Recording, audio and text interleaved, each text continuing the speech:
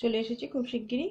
25 পর্যন্ত আগে করেছিলাম, 25-এর অ্যান্সারটা আমাদের বেরিয়েছিল হচ্ছে 8। এখানে অ্যান্সারটা ভুল ছিল, আমি দেখে নিয়েছি পরে। ঠিক আছে, আমাদের 8ই অ্যান্সার হবে। তো এবার আমরা করব 26-এরটা। 26-এর অঙ্কটা কি বলেছে, যোগফল করতে হবে। 2-এর 9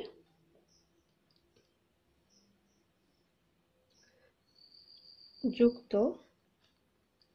4-এর 3 যুক্ত 6-এর 18।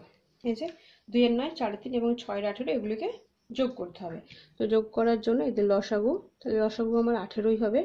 9 2-এ 18, তার মানে 2 2-এ 4, 3 6-এ 18 মানে 4 6 24, 18 1-কে 18 মানে 6 1-কে 6। তাহলে 18 24 আর 6 30, 4-এ 34, 2 দিয়ে 17, 2 দিয়ে 9, তার মানে আমাদের অ্যান্সার হচ্ছে কত, 17/9, অর্থাৎ একের অ্যান্সারটা 26। এরপরে আমরা করব 27। 27-এর অঙ্কটা কি বলেছে, একটি সম্পত্তির 1-এর 3 অংশের মূল্য 1500 টাকা, সম্পত্তির 1-এর 5 অংশের মূল্য কত।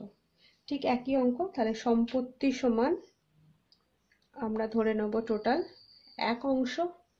এবার কি বলেছে, 1-এর 3 অংশের মূল্য বলে দিয়েছে 1500 টাকা। তাহলে 1 অংশের মূল্য কত না 1500 ভাজিত 1-এর 3, অর্থাৎ 1500 গুণিতক 3 মানে 3 15 45, 4500 টাকা।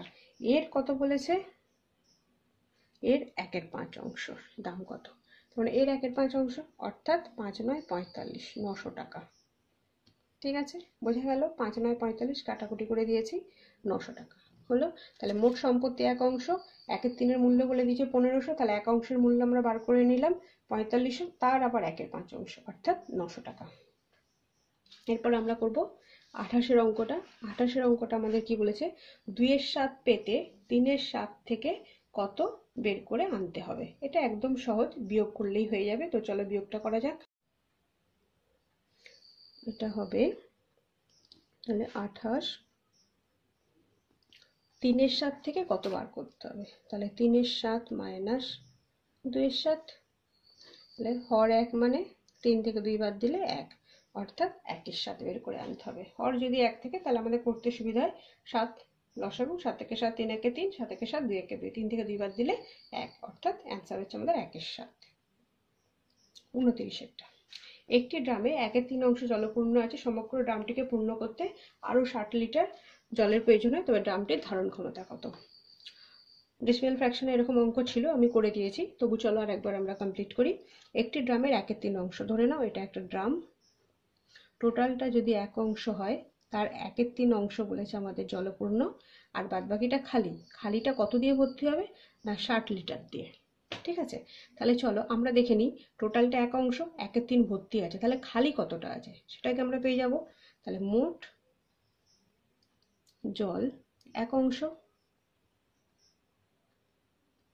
জল আছে 1-এর 3, অতএব খালি আছে 1 মাইনাস 1-এর 3, কারণ যতটা জল ধরে তার থেকে যেটা জল আছে সেটা বাদ দিয়ে দেবো, সমান 2-এর 3। তাহলে এটা কত না 2-এর 3, তাহলে এই 2-এর 3টাই হচ্ছে 60 লিটার, কারণ 60 লিটার দিয়ে 2-এর 3 ভর্তি হয়ে যাচ্ছে। তাহলে আমরা বলতেই পারি 2-এর 3 সমান 60 লিটার। তাহলে 1 সমান না 60 ভাজিতক 2-এর 3, অর্থাৎ কিনা 60 গুণিতক 3-এর 2 মানে 90 লিটার। ঠিক আছে, তাহলে 1 অংশ সমান 90 লিটার, তাহলে পুরোটা আমরা 1 অংশ ধরেছিলাম।